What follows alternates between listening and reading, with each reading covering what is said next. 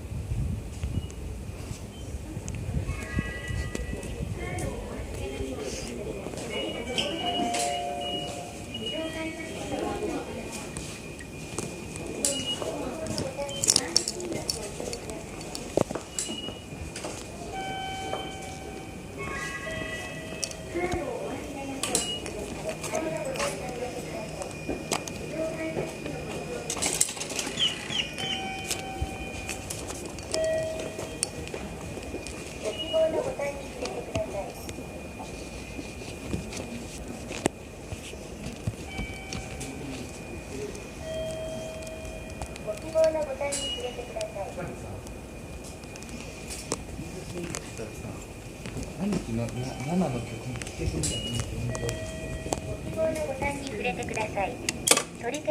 取り消しになってるけど誰かやったんだろうね。誰だろう。まあいいか。とりあえずじゃあ明日もフリーパスはもうないんだね。なるほど。フリーパスはもうないってわけか。了解。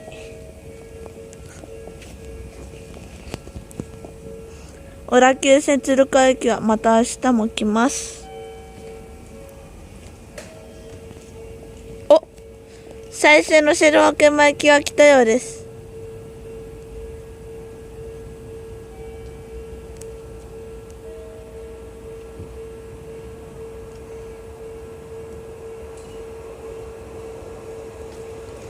3000型です。